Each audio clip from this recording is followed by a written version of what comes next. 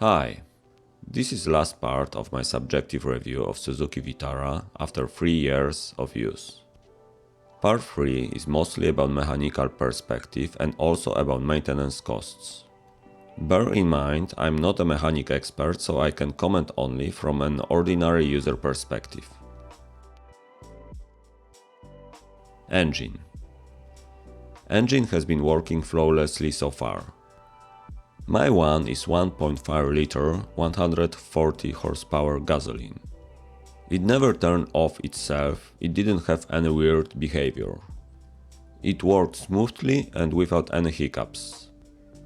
Always start, always work and always perform as expected. It has the typical turbo haul under 2000 revs, but that was there from the start. Above 2000, it turns into a quite dynamic unit that gives a lot of fun. It seems to me that it started to use a little more fuel over time, but this may be subjective. Alternatively, maybe car computer was cheating and initially it showed lower values. Cannot say for sure. Regarding engine economy, my average fuel use is around 9 liters per 100 kilometers when driving in the city. When outside city roads, it uses in average 6.5 liters.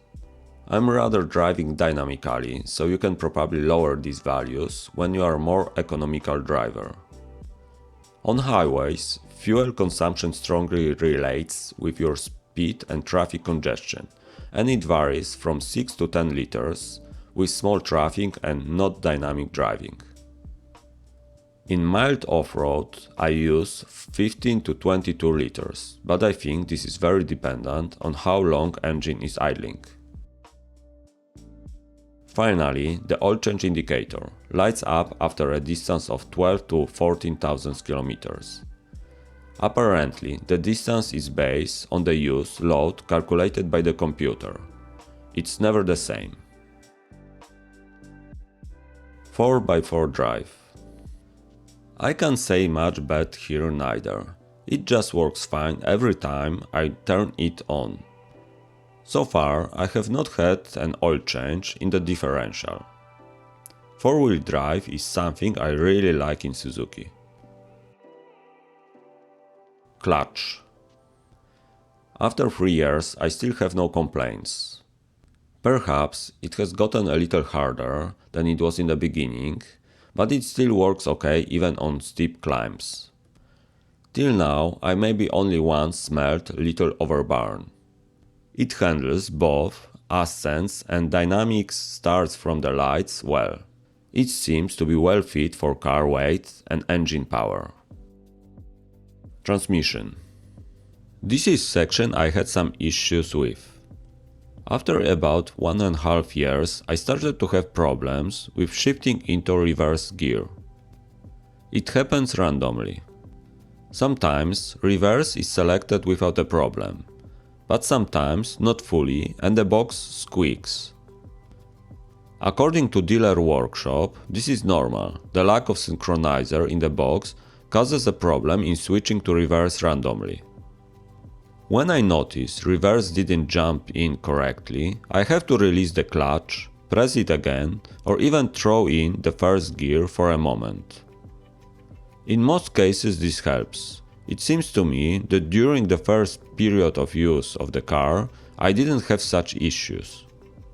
It's a bit annoying but random and difficult to diagnose. Probably disassembly of the gearbox would be needed.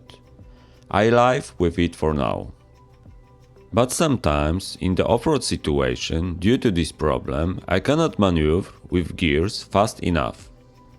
In specific scenarios, immediate reliability of the reverse would come in handy. It is possible that problem with reverse gear can be my fault when I overuse gearbox once. Shame to admit what I have done. But I cannot say for sure, as service says, it is normal behavior. As about shifting remaining forward gears, I would rather not describe it as very precise. Clearly, this gearbox could be better. Hope it won't get any worse over time. Suspension. For suspension, I have only positive experiences.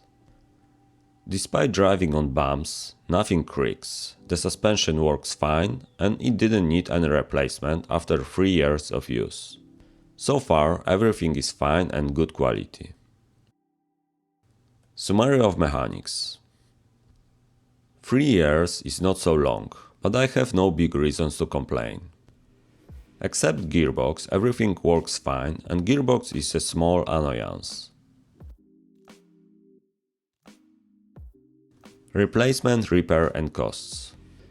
The only defect replaced under the warranty was the heating mat for heating the driver's seat. I had to wait about 3 weeks for the parts to be delivered and replaced. The exchange took 2 hours and was successful. Standard service replacements. In 3 years, apart from periodic oil and filter changes, I was asked to replace front braking pads after about 45,000 kilometers. Considering my rather aggressive driving style, this replacement seems to be justified. Yearly, I cleaned the air conditioning and air filter. Nothing else needed to be replaced besides some fluid refill. Service and inspection costs at authorized service center of Suzuki in Poland. Just basic costs, yearly inspections, oil and filter changes. As you can see, in 3 years I had in total 5 inspections. In total, the cost amounted to €765 in 3 years. Taking recent amounts of inflation, I think we can safely add 30% to it to correct to current 2025 money value. This would give around €1,000. On top of standard oil change and inspection, I have upgraded multimedia station, replaced braking pads, and yearly I'm replacing air conditioning filter and cleaning the air conditioning. It was around additionally €200–300. As for the quality of service of the Suzuki service center, so far I am generally satisfied. The prices are at a reasonable level, and the level of service is high. Everything is done on time. This is the end for a series of 3 videos on my take on Suzuki review after 3 years of use.